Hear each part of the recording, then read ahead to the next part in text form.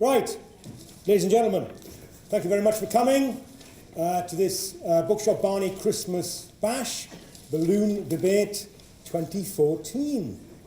No, please don't applaud. So this is an event which happens every year, hence the Christmas in the title.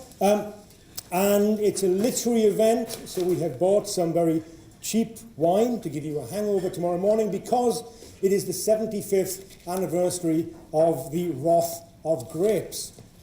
So, my name is Austin Williams. I'm running the Bookshop Barnies from the Future Cities Project. And just to give you a bit of background, anybody who's not come to a Barney before, obviously I don't know what you're doing here, but you should come. These are discussions with authors, a bit of a lively discussion. This year we had Frank Furedi to kick us off on the First World War, and Rana Mitter was the last Barney we had on China's war with Japan. So two war themes, very happy-go-lucky type of debates. In the middle we had George Brock talking about how to be a responsive journalist, and then we had Jonathan Meads being a particularly unresponsive journalist for anybody who came here. So let me just quickly say two more things. The next Barney will be on the 13th of January, where we have Ian McWhirter, who's an award-winning journalist for the Sunday Herald and the Herald in Scotland. He has applied and got a visa to come down to London, and his book is Disunited Kingdom, How Westminster Won a Referendum but Lost Scotland. So if you have an interest in that field, if you have any queries from either side, please come along the 13th of January here for a good discussion on Ian McWhirter's book. On the 27th of January, we have a readers group which will be discussing Suspended Sentences, 3 novellas by Patrick Modiano, who is the winner of the Nobel Prize. So Elisabetta, who's there, runs the readers group, so anybody, again, who's interested in literature, please come along. And blah, blah, blah, thanks to Foils. Right. This is a bourgeois parlour game. For those of you who don't know, we've reinvented Victoriana. This is the idea that all of these people are in a balloon, which is falling to earth. They have to throw out any dead weight. So the books, they have to argue to keep their heavy books in the balloon. You will get an opportunity to vote to keep your favourite book in the balloon. Several get discarded, so we'll have 2 rounds. First round, 3 people will be voted out, unfortunately, if you can take the humiliation. And then we have a second vote, and we pick a winner. There are prizes galore. So, let me just tell you. First of all, we have Graham Stringer, MP, who will be discussing Nigel Lawson's book, An Appeal to Reason. Then we have Michael Shaw, who's Programme Director at the Times Educational Supplement, on Houlston's Enquire Within Upon Everything. Missing is Michael Daly, unfortunately, who apparently is on his way, but he's discussing Euclid's Elements. Then we have Alan Hudson, who's Leadership Programs for China Director on Herman Melville's Moby Dick. Annie Warburton from the Crafts Council on Homer's Odyssey. And finally, we have Paul Morley on Nabokov's Pale Fire. Round of applause, please. Just very quickly to say, one other speaker who couldn't make it, Heather Wakefield, who's the head of local government at Unison, speaking on Carolyn Steedman's Landscape for a Good Woman, can't make it. It's described, just in case you want to purchase it, it's described as a compelling mother-daughter relationship viewed through a feminist Marxist psychoanalytic women's studies analysis of patriarchy. So thank God for that. 2 things she wanted to say, that she passed on to me. 2 things is that Unison's favoured charity is Meningitis Now. It's not one of the most popular trade union demands, but so that's the first thing. Second one is that she's preparing for the TUC. They're launching their Decent Jobs Week next week, which is not very long to have a decent job, but it's a start, I think. So that's why she can't be here tonight. So let me go through the panel, a little bit more detail for the speakers. Graham Stringer is an MP representing Blackley and Broughton, which has been a constituency since 2010 after the boundaries were redrawn, and the Tory party website says that the previous incumbent was somebody called Gerald Mandring. Is that right? Well, they definitely say it was gerrymandering. Hey! Anyway, no. So, Graham is a Labour MP and a select committee member. For anybody who doesn't know what that is, the Labour Party is a political organisation that used to be very popular in the 70s. Even though he's from Manchester, he's been rather successful. He's something of an unconventional Labour Party politician, believing in freedom and liberty, it says here. So, bear that in mind. He's also made his name as a bit of a controversialist, with somewhat anti-environmentalist views. Even his wife's maiden name is Carr. That's how dedicated he is. So you might say that it's a bit ironic that a Labour man would be defending a book by Nigel Lawson, but this is a sign of a Labour Conservative pact to get the Liberals out. Nigel Lawson, as it happens, we did a Barney with him many, many years ago. Nigel Lawson, if you don't realise, was one of the leading environmentalists of the 1970s, who did more to reduce carbon emissions than anybody in this country by destroying the coal mining industry. And just to see where you all stand on this, so first of all, that the Thatcherite winter of discontent plot against global warming. What were the two worst winters this century? 1947 and 1963. Close. The answer is Mike and Bernie. Right. Boom, boom. Next we have Michael Shaw. The young people will have that explained to them afterwards. Michael Shaw, you know you're getting old when the journalists look this young. Michael is actually 15, and in line with the UK student-centred education, we might have to let him win. For 6 months, I went through his CV. He was an English teacher in a Dharamsala monastery in India, and he says that meditation, completely emptying his mind, has really helped him in the journalist career that he carried out afterwards. He always wanted to do education journalism because he liked the idea of working from 9:30 till 3 and having 6 weeks off in the summer. He joined TES as a news reporter in 2002 when he was 6. Then edited the news and comments pages to become deputy editor. Now he develops digital education projects for online learning, which is what Nigel Mills said he was doing, playing Candy Crush at the Commons last week. Michael will be defending Houlston's Enquire Within Upon Everything, which is the Victorian Wikipedia. And it's a great book. You can see lots of this online. It offers lots of advice, such as, this is one I chose, if you feel your intellectual superiority to anyone with whom you are conversing, do not seek to bear him down. It would be an inglorious triumph and a breach of good manners. So actually not winning would be a noble act on behalf of Michael. Next, we have Michael Daly, but he's not here. I had some great lines. Then we have Alan Hudson, the Director of the Leadership Programs for China at Oxford University, a professor. A professor is someone who talks in other people's sleep. As a Chinophile, it's very difficult to find much information on him.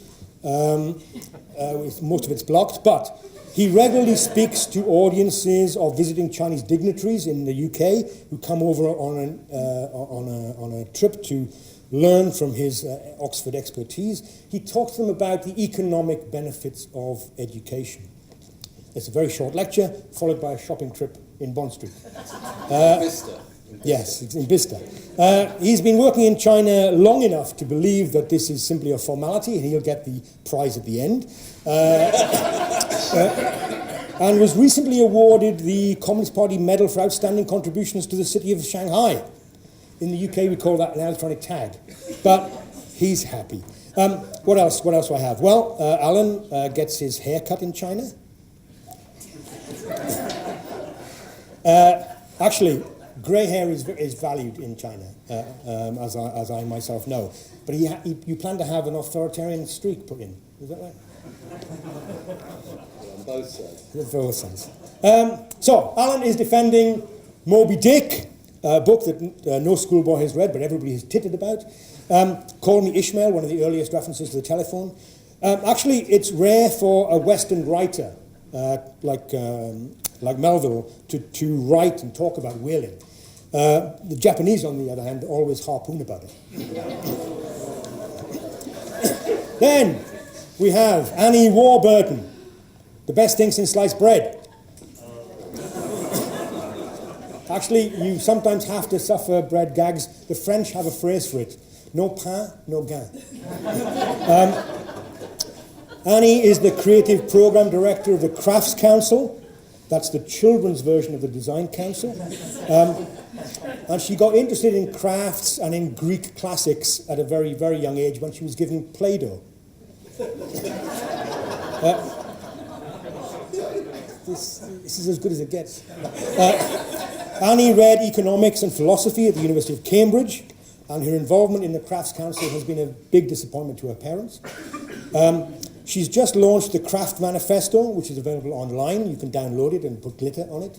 And it states that craft contributes to cognitive development, develops creativity, fosters well-being, and is a vital part of being human. Obviously, the Crafts Council are known for making things up. And actually, they say they want to put craft and making at the heart of education, showing that creativity can even be applied to grammar. Anyway, Annie is defending Homer's The Odyssey. The Odyssey is an epic poem about venturing south on a voyage of discovery to an unknown land, meeting all kinds of savage beasts, and then wearily returning north, tired and dishevelled. So, Paul Morley. He's a cultural critic. Kenneth Tynan said a critic is a man who knows how He said a critic is a man who knows the way but cannot drive. And Harold Bloom said that criticism is a genre of literature. The latter, I think, would be well known to you if you read his book on the North. And if you forget, the North is the area above London where people like Graham live. Paul was born in Farnham in Surrey, but moved north because he had a latitude problem. You can use these. Paul is a music journalist of many, many years standing and several not standing. He famously moved from pop music recently to classical. But since he was linked with The Art of Noise and Martin Fry's ABC, it's fair to say that classical music's gain is pop music's gain. And the move from punk to classical is because he's older, but he still retains this hankering for sax and violins. That's my best one. Right. Anyway, so he's defending Nabokov's Pale Fire, which is a 999-line poem, taking the culture thing a little bit far, I think. But as well as being a writer, one thing not known about Nabokov was that he was a very, very famous lepidopterist, somebody who studies butterflies. His speciality was studying the metropolitan butterfly, but maybe it was an urban moth. I think I've got him on your side now. Right, ladies and gentlemen, that's all from me. We now do a round...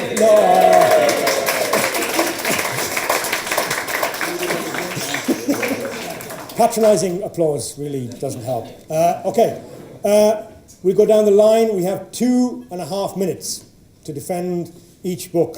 At the end of those 2.5 minutes, you can ask some questions, have a bit of a Barney banter, and then we will vote some people off, I'm afraid to say. Not looking at anybody in particular. No. Right. Graham, over to you. An appeal to reason. Right. An appeal to reason. A cool look at global warming. First of all, it qualifies as a great book because, like many great books, the first thing that happened to it was that in the modern way it was trying to be banned. Nigel Lawson couldn't find a publisher in the United Kingdom and had to go to the United States for a publisher. The people he wrote to once said, this challenges the current orthodoxy too much to be published in the United Kingdom. Many great books in history have been banned.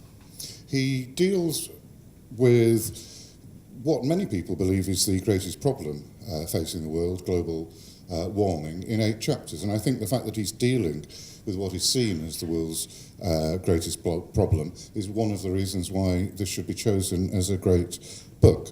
He does it in 8 very simple, well-written chapters. The first chapter deals with the science. He's not a scientist, but he deals with it very simply. And he recognises that there is a trivial consensus on global warming, that carbon dioxide is a greenhouse gas, but most of the rest that is claimed as a consensus just simply doesn't exist when you look at the literature and go through the details. Carbon dioxide isn't even the most important global warming gas within the atmosphere, and the models that are relied on to predict what will happen in the future simply get the predictions wrong, and they turn really 300 years of scientific method and practice on the head. But like all great debaters and arguers, he says, right, there is problems with the science, but let us assume that those people are right and there really is a global catastrophe about to face us. Are the remedies that are suggested for this the right remedies? And first of all, in the next 7 chapters, he goes through whether there will be a catastrophe. He shows that this is most unlikely. There is no scientific basis to show that what has happened is likely to happen, will lead to more severe weather, more storms, more severe storms. He then goes through, is it better if you accept this to adapt to it, which his answer is yes, because it's a great deal cheaper. The mitigation effects by doing things now, he explains, will cost a great deal. He then takes Lord Stern apart, who has suggested that we need to invest, I suppose, trillions over the next few years to adapt to this. And he points out that although that would be of great cost to us now to make these decisions, in actual fact, what we're doing by taking a hit now is basically, or not taking a hit, is making people in the third world, who it is estimated will be 50 times better off by 2050. They will only be 45 times better off. And people in this country and the rest of the Western world, instead of being 5 times better off, they'll be 4.5 times better off. So he makes a very strong case indeed that we shouldn't take action now. And when he gets to the end, he punctures many of the symbols of the movement as well, points out the polar bears have survived through much hotter periods and much colder periods. But at the end, he punctures the whole thing by saying, really, why are we doing this? The characteristics of the catastrophists really are closer to a religion than they are to science, because when you examine in detail everything that is said, then they fall apart. But people insist on saying that we have to do something now.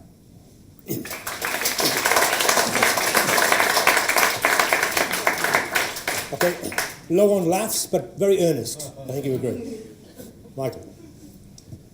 Well, hello. I'm here to make the case for the book with the most audacious title, which is Enquire Within Upon Everything. It's quite a bold promise, but it's easy to see why this book has became a massive bestseller, selling more than 1 million copies in Victorian Britain and going on to have 100 more editions. And that's because when you open it, you can find out about pretty much anything. Cookery, house care, pet care, how to get married, how to get divorced, how to write a will, how to poison someone, how to bury a relative. It's all in there. Birth through death. And I marvel at the breadth of it, but what I most love about it is its eclecticism. You can actually read this like a book. It's not like a dictionary or an encyclopedia. But the most fun to be had is going through the index, where you'll find references to things such as monkeys, care of, and ointment for sore nipples, and also a guide to treatment for apparent death by drink. I would admit that some of it is a bit of a time capsule to the Victorian era. Do not take any of its recommendations on medicine seriously. All of its cures basically involve either lead or opium. But a lot of the rest of it actually holds up surprisingly well, including, surprisingly, its advice on relationships, if you factor out the gender issues. The advice for couples... the advice for couples includes you should take regular walks together, breathe in the fresh air of heaven and look on the beauties of earth, because the summers are few that they may dwell together. And with more time, I'd make a case that this book, as well as being highly practical, is also full of soul and poetry. But in the remaining seconds I have, I'd like to talk about just one of the people it inspired. Because 100 years after it was first published, a dusty copy of this was found in a house in southwest London by a young boy called Tim. The title, he said, was suggestive of magic. It seemed to be a portal to a world of information. And funnily enough, this was the book that Sir Tim Berners-Lee, or it was he, took with him to CERN in Switzerland and said was the primitive starting point for the World Wide Web. Indeed, the first prototype of the World Wide Web was called Enquire after this book. And if you Google the first ever computer web server, you'll find a picture of a desk in Switzerland, a really ugly blue desk with Sir Tim Berners-Lee's computer on it. And to the right of it is an open copy of this book. And that means that, strangely, this Victorian how-to book has lived up to its impossible title. It's helped with the greatest democratisation of information the world has ever known. It has allowed all of us here to inquire upon everything. Thank you very much.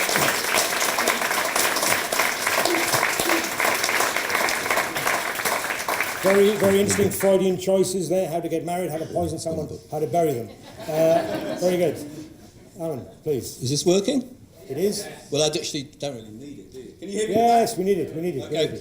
I'm here because I had a meeting in the Intercontinental Hotel in Shanghai with Austin, and I was reading Moby Dick at the time when I agreed to do this. I must say that he stays in cheaper hotels, but he thought their breakfast was better in the Intercontinental. What's it to you, Moby Dick? This is chicken turn. Lo and behold, looking for my lo and behold. Get me out of here, my dear man. Bob Dylan, Basement Tapes. Still referring to Moby Dick. In the search for America.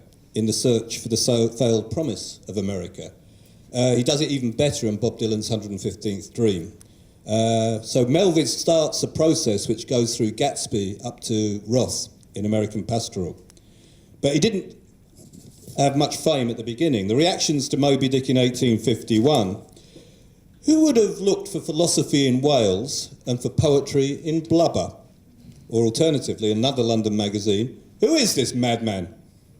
Somebody else, rising to the verge of the sublime. So now we look much more thoughtfully at this attempt to understand America. I came back to Moby Dick after many years through reading C.L.R. James's very good book, Mariners, Renegades and Castaways. A wonderful phrase, a very wonderful poetic phrase about the living experience of living men. James says predominantly that the book is about physical labour and the skill of it, and also about democracy and the meaning of it. But essentially it's about the battle between American exceptionalism and American universalism, all contained in one ship. Or as Melville would say, there is no conflict between exceptionalism and universalism. We are settled by the people of all nations, and all nations may claim us for their own. You cannot spill a drop of American blood without spilling the blood of the whole world. And on the ship, the only people who are Native Americans only people who are white Americans are the officers. And at the same time, somebody else said it's the great poem, the epic of Puritan civilization, at the point where it finishes. At the point, and this is me, when progress and wealth are separated, when you choose one way or the other, and to quote Dylan again, neither of them are to be what they claim. It's a civilization turning against itself, harking back to John Winthrop on The City on the Hill, and forward to Lincoln's second inaugural, when he talks about the dark side of America and the consequences of aiming so high, but also of failing. And that links us to the language. The languages of King James. It's sonorous, it's colloquial, it's discursive. It's the sinuousness of thought. It's a vernacular, but it's profound, and it's demotic, and it's precise. It's a quest, perhaps a misbegotten quest, to reconnect the individual with the collective. Ahab, who doesn't want to be reconnected to society, and Ishmael, who cannot be connected to society because he's lost his point of purchase. It points forward to Lash, it points forward to Erich Fromm, and my last comment is from the great 20th century American novelist William Faulkner, from Oxford, Mississippi, rather than Oxford, England. I wish I'd written it.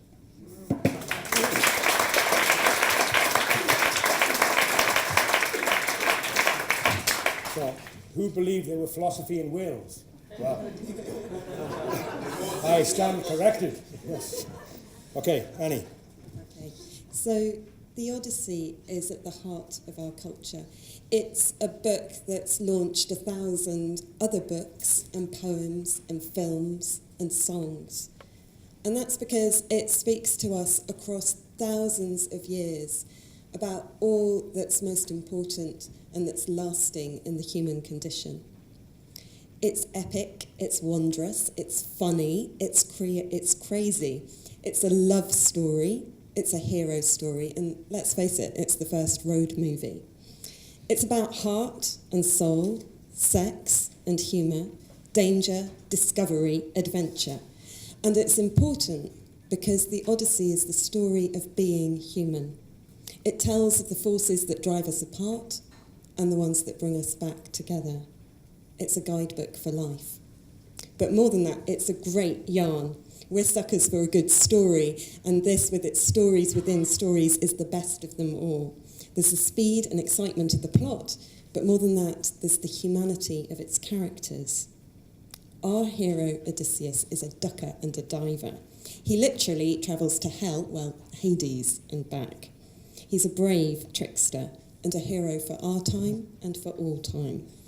He navigates the traps and temptations of exquisite goddesses, the terrifying storms of the unharvestable sea, and some seriously weird monsters through courage and through craft.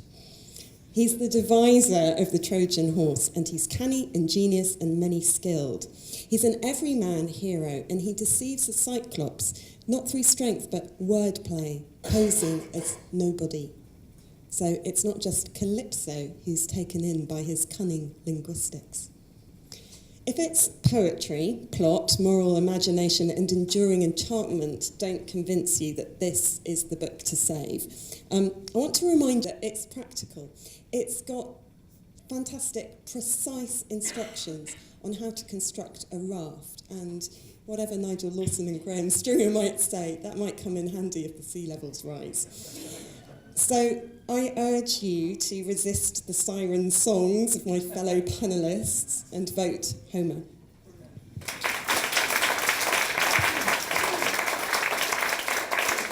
Thank you very much. Paul, if you will. Pale Fire actually gives you huge clues about how to actually construct reality, and I think if we're about to meet our doom, it might be good to pass on some of those clues. Anthony Burgess said it was termed a novel because there was no other term for it. And it has a formidable reputation in terms of when some people think about it, because they think it's going to be very opaque and impenetrable, and they don't want to go there because it's got a reputation for being the beginning of a certain kind of postmodern tricksterism. And, well, in fact, a year after it, thinking about the internet, there was the beginnings of hypertext, the idea of hypertext. Ted Knight started to invent that, and he based a lot of his ideas in this particular book. So it's got a reputation for being something that somehow won't be entertaining. But I do want to emphasise that it has a lot of traditional novelistic sort of textures as well, and it's definitely for those of you who love a good story. There is a poem in it. It's possibly Nabokov's way of smuggling in that he's a poem, because there's a 999-line poem that forms the centre of the book. That is one Pale Fire. Pale Fire is also the book around it as well. The poem may or may not have been written by a guy called John Shade, a professor called John Shade. It's interpreted by someone we may or may not know as a madman called Charles Kinbote. And so it's split into four parts. I sometimes like to think that an audience can be split into four sections of who would go for what. There's the foreword by Charles Kinbote, setting up the idea that he's going to analyse this poem by John Shade, who's just died. Then there's the 999-line poem. Then there's the afterword, where Charles Kinbote goes completely insane in a way that we would now recognise as being like a trollster, which is one of the reasons I love this book so much. It's protean, it changes with the times, and Charles Kinbote, in a way, is the prototype trollster. He basically tells everything about his own life through the work of someone else. And then the fourth part is a rather wonderful index, which is much, much more than an index. And the index, in a sense, is the Pale Fire of the book itself. So there's many, it does suggest that I'm talking about it in a postmodern way, and that it's intimidating and a puzzle. and more than just a good read. But in fact, it is a fantastic read, and every time I come back to it, it seems to have changed with the times. It seems to be moving with the times. And one of the things it's definitely about is the miracle of reading. Not just that you gasp at what you read, but that you gasp at the miracle that you can read, that these signs on a page create so much reality. And the reality gets more intense in terms of what's happening within the book, because obviously it's reflecting something outside the book. And although over the years the academic discussion has been whether it's Charles Kinbote who's responsible for the book itself, or whether it's John Shade who's responsible for the book itself, it is of course Nabokov that is responsible. He wrote the book. He's playing the ultimate game on you, working out what you actually want from the book and how much you want to give to it. And I chose it, and I wanted to save my life, because it occurred to me that on that last day when I'm alive and I'll be choosing my favourite bits of music, and I've thought about that a lot, I suddenly started thinking about the last book I want to read. And this book seems to keep pointing towards a kind of immortality, the immortality of a work of art indeed. And so I would definitely choose this book. One of the reasons why I think you should choose this book as well, but I must just say this, Austin, because this is fantastic, is I just passed Peter Capaldi in the street. So I have it signed by Doctor Who. And there are many books that should be signed by Doctor Who, but this is one of them, because to some extent Doctor Who is in it, because it's a form of time travel. So many reasons to save it, not least it's now signed by Doctor Who.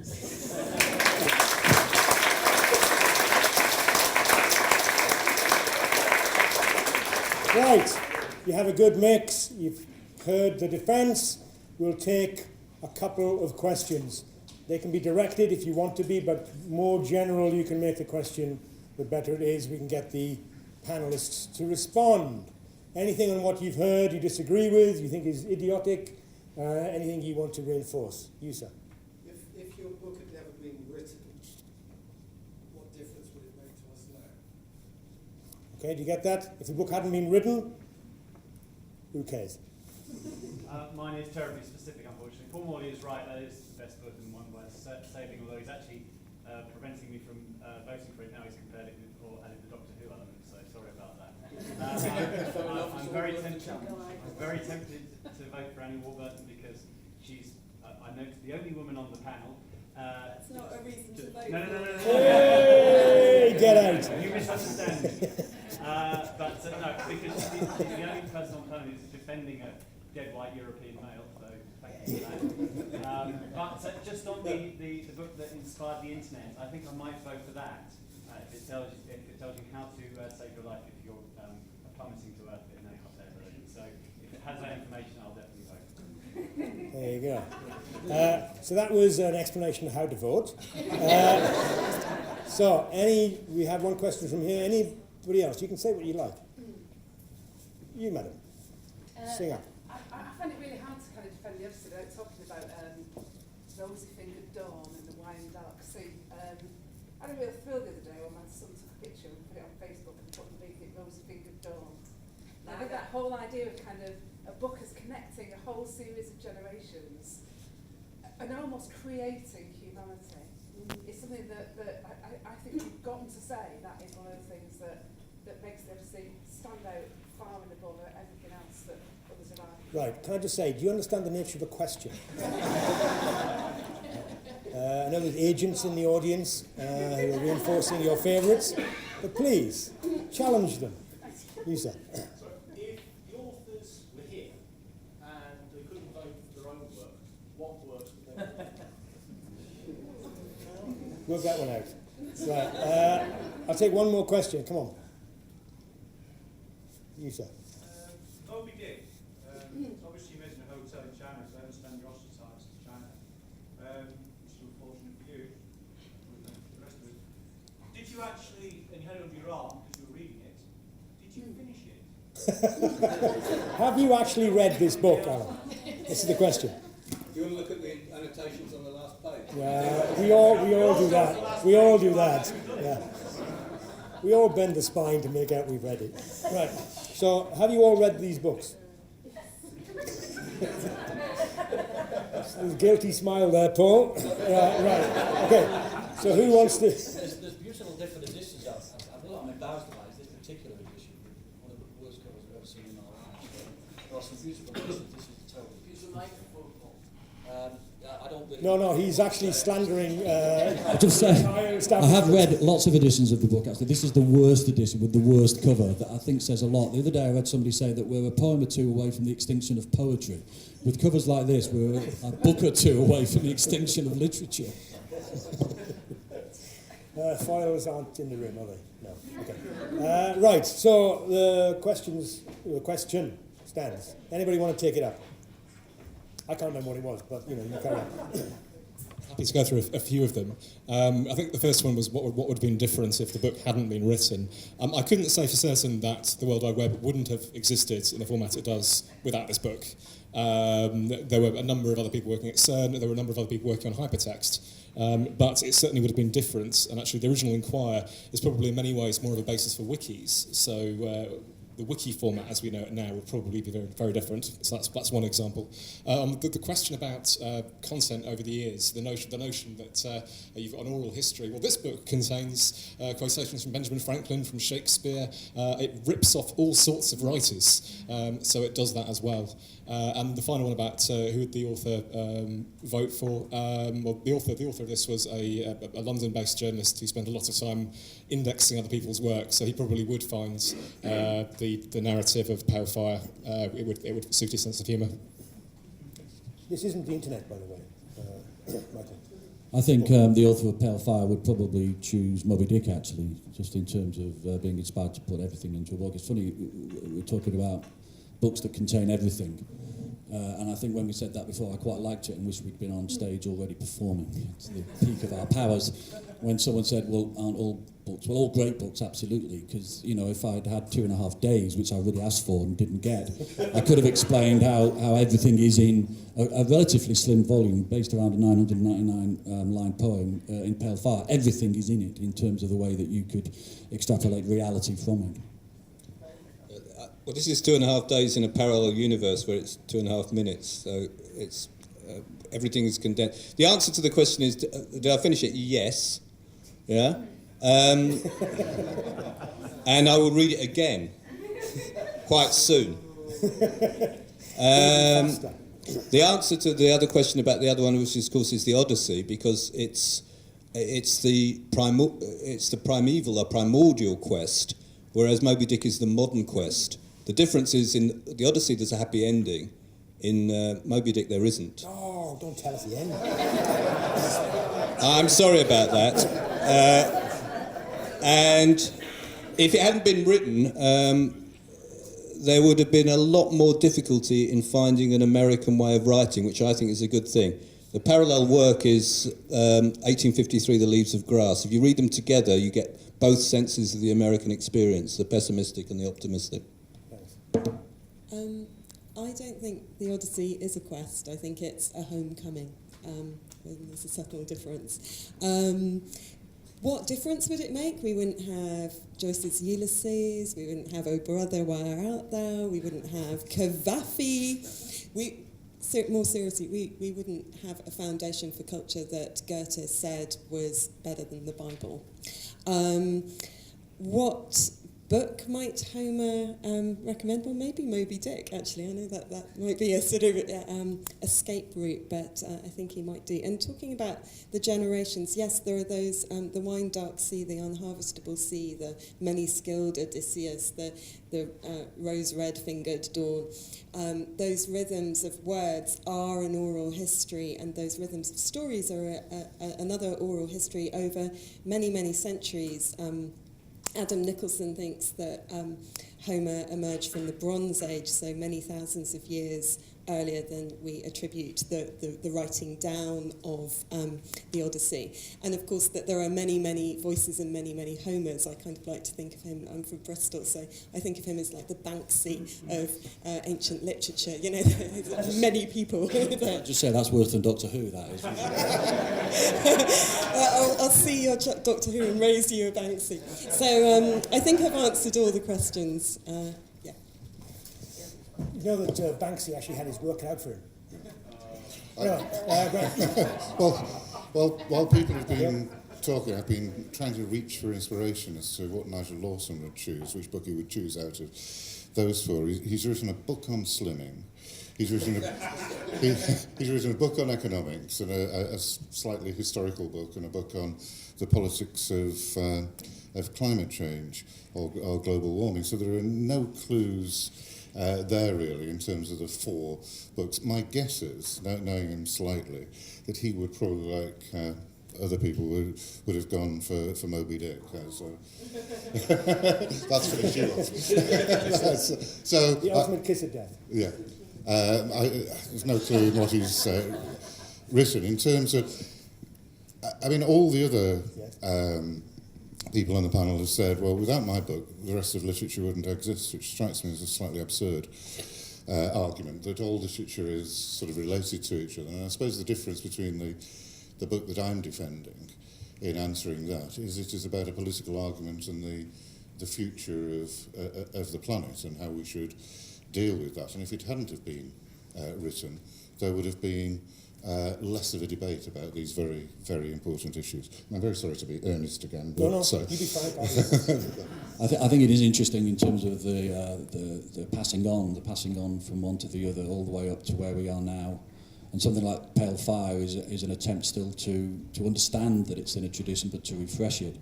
And I think if we do survive, either in your way or in the small little bubble we're in of literature, I think something like Pale Fire will be seen as a kind of bridge about what a book could become. You know, I think when people struggled to decipher what it was, even though it was contained within covers and was sold as a book, as a novel, it was obviously something else, because everything's changing in terms of what these things are. They're going to go into different machines, they're going to go onto different surfaces. Although I do faint slightly when people tell me they're just about to read the Nabokov on a Kindle, on the other hand, it is perfectly built for such a thing, because, you know, even in the actual foreword, Charles Kimbut says that what I would really like you to do is read my annotation with the poem side by side at the same time, which already begins to suggest something that you can now do. So just technically, and just the idea that language stays alive and telling stories stays alive in something that's about actually the words that are being used rather than just keywords or hashtags. I think there's something in the Nabokov that can be celebrated, that it did pass forward an idea of how what we once called a novel, what we once called a book, will become something else, a new category, as Burgess was implying already back in the 60s. All right. Obviously, as you get through to the next round, you'll have nothing left to say. But right, we're not. Well, I was joking there, obviously, but we're going to take a vote. We're going to take a vote. I have my glamorous assistant, Alistair, who will count your hands. Now, I say this every year. You vote for whichever one you want to stay in the balloon. Okay? Which one you want to stay in the balloon. You can vote for more than one person, but do not vote for everyone, otherwise it doesn't make any sense. So put your hand up many times, this is fine. So, first up, who would like to keep Graham Stringer, Nigel Lawson, and Appeal to Reason?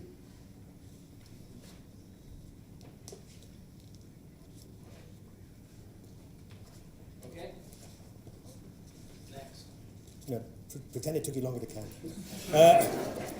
Next, Michael Shaw on Houlston's Enquire Within Upon Everything.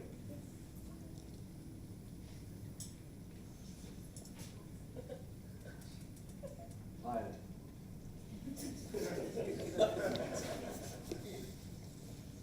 All right. Michael Daly. Alan Hudson on Moby Dick.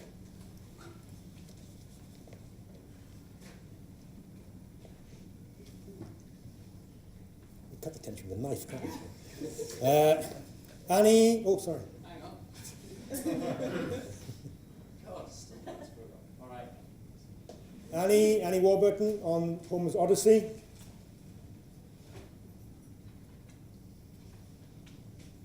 You shouldn't count, by the way, otherwise the tension goes.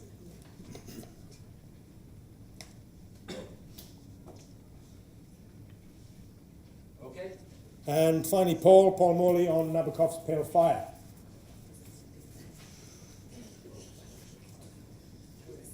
Whichever books you vote for, obviously you have to read them. It's part of the deal. Before you leave spoils. This is in defense of literature. That's what this is about. It's a good argument for short.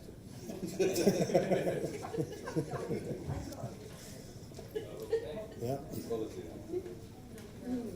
Okay.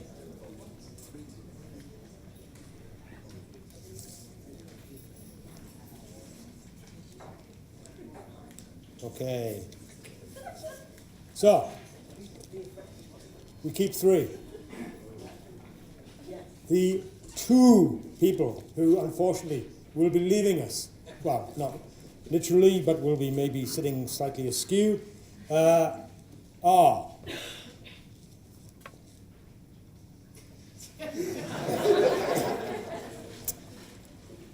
Graham Stringer. Round of applause, please.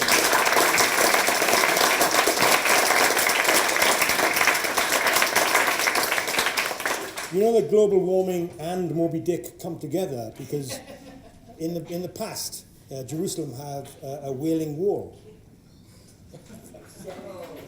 Anyway, the second person unfortunately leaving is Michael Shaw.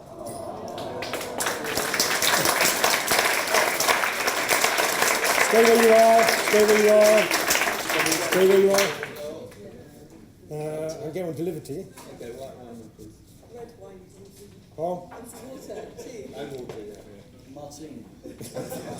Well, obviously you can't have anything. Yes. No, no. Can we get a couple of drinks? Red wines, white wines, waters. Right, are you girding your proverbials? You have 1 minute. Yeah, you've got to win or lose now. Ladies and gentlemen, we are back. Paul Morley's rebellion has failed. He's now back in his seat. We're going to go in reverse order. They now have, these 3, have 1 minute to give you the final convincing arguments as to why they should win. We'll take a final vote, and there will be a champion announced to the audience. Oh, if you would, please. I only made a brief foray over there to get a drink, but I was told by 7 different people that every single fact I mentioned was wrong. So I'm going to be very careful with facts this time. In fact, what I'm going to do is one of the things that first happened. When I first read the book, I must admit, you know, it was in the 70s, and I fell for some of the idea that it was impenetrable. Slowly, as I've read it more and more, it's a bit like Nabokov himself says about reality itself, that the more you get to know it, the more detail you have an understanding of it. He uses an example of a botanist understanding a plant, that at certain stages of his understanding, the plant gets realer and realer and realer. And one of the things I love about Pale Fire, it gets realer and realer and realer. But one thing I do remember when I first read it, it's on the first page, and this is a fact, and I don't think I've got it wrong because it's right in front of me, and I'm going to read it. And it completely threw me out of my position, and it's probably been a big influence, for better or worse, on my writing since, which some of you might think is not a good reason to vote for me. So it's very first page of the introduction that Kinbote's doing to his book about John Shade's Pale Fire. A methodical man, John Shade usually copied out his daily quotes with completed lines at midnight, but even if he recopied them again, later, as I suspect he sometimes did, so you think it's academic, you think that. He marked his Cardo cards not with the date of his final adjustments, but with that of his corrected draft of first fair copy. I mean, he preserved the date of actual creation rather than that of second or third thoughts. And then suddenly he writes, "There is a very loud amusement park right in front of my present lodgings." I mention that because one of the things the book is incredibly funny. For those of you that know the book, The Third Policeman, it's in that kind of world. And I remember noticing that, even in the middle of me thinking, oh God, I'm reading something academic, an academic response to a poem, it's going to be incredibly dense. That absolutely threw me out of my chair. And as I say, has influenced everything I've ever done since.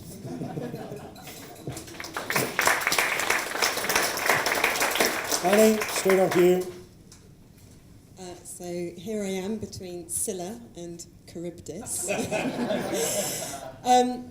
It was interesting, your question about what book Homer might, or the authors might read, if not their own, because when I thought about this section, I thought, what other books was I thinking of?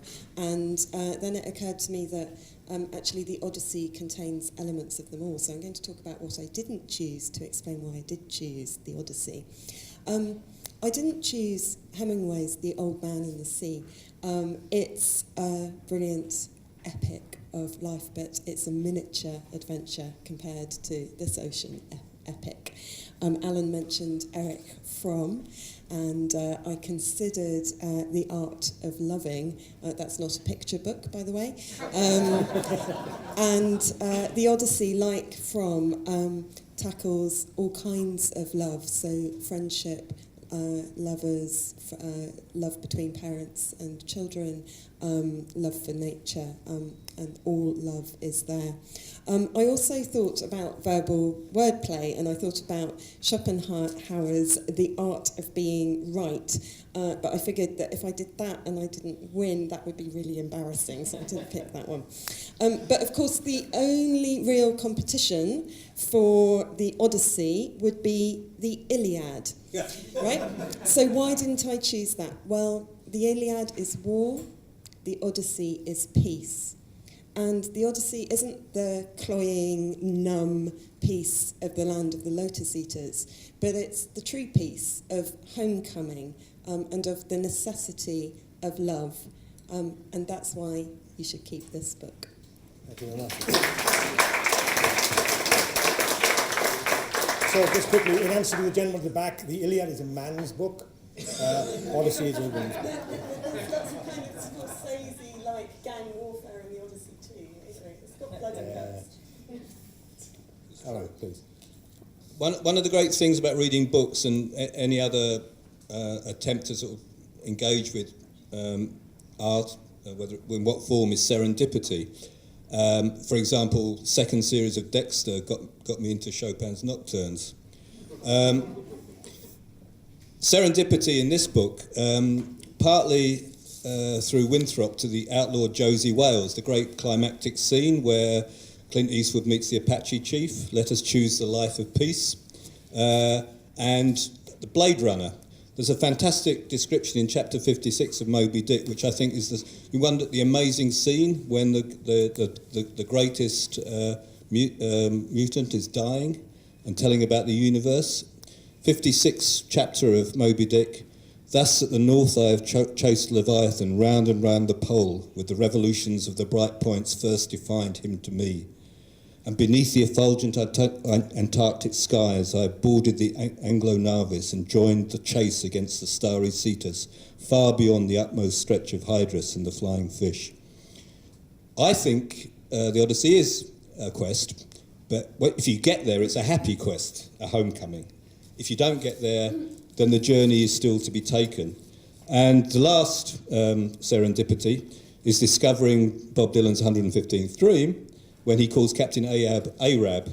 The last I heard of him was he was stuck on a whale, and as Dylan leaves, he said, I saw 3 ships a-sailing. They were all heading my way. I asked the captain what his name was and how they come he didn't drive a truck. He said his name was Columbus, and I just said, good luck.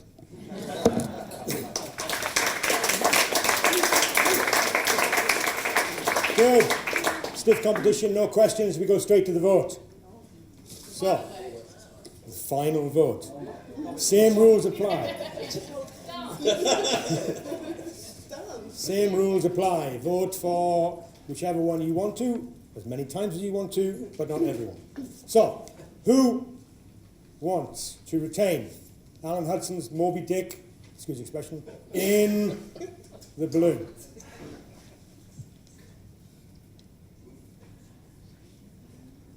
You mustn't count, you mustn't count. They will find out. I know, but if they know beforehand. Okay.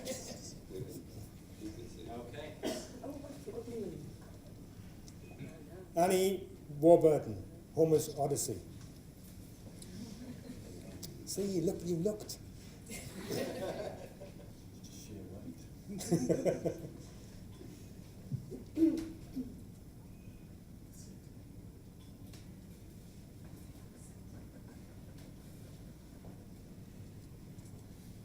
Okay. Finally, we have Paul Morley, Nabokov's Pale Fire.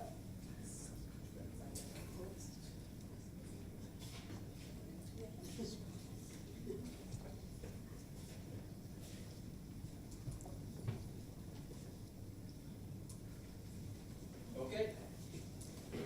So, the results are from the international jury. Thank you. Thank you. In third place. Can you guess? In third place, Moby Dick.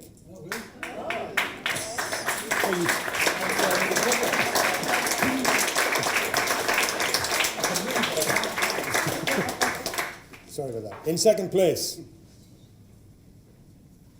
now you can hold it up. Pale Fire. The winner, Odyssey.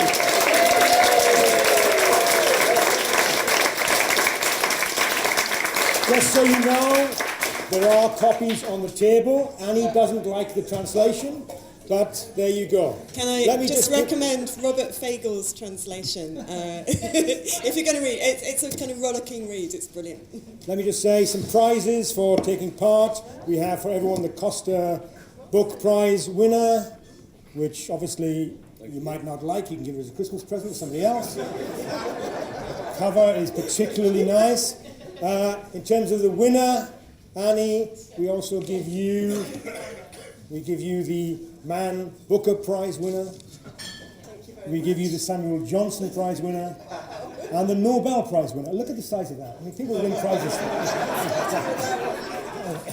And then finally, for everyone, we have a special gift to sum up their character with a bit of class, because foils at the moment are just saying they're not just selling books, they want to get into culture in a big way. So for Graham, we have the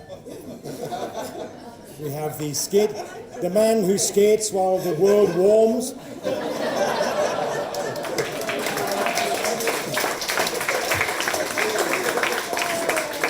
Well, Michael Shaw's book was about good behaviour and actually being responsive to the certain norms of society.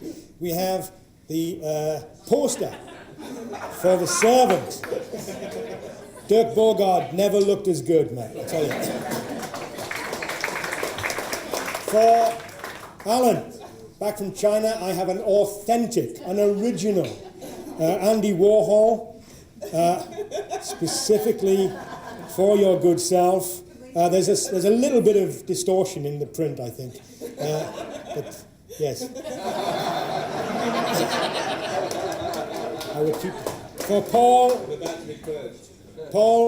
was your book about the North? If it was about North of America, this is how we would have all have seen you.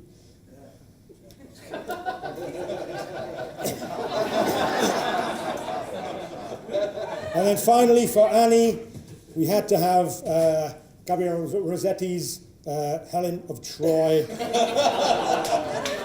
as the final work. Just for you. Congratulations. Congratulations.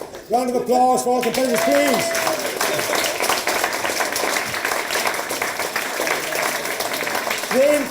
Drink, have a mince pie. Thank you all for coming. Well done, guys. Thank you very much.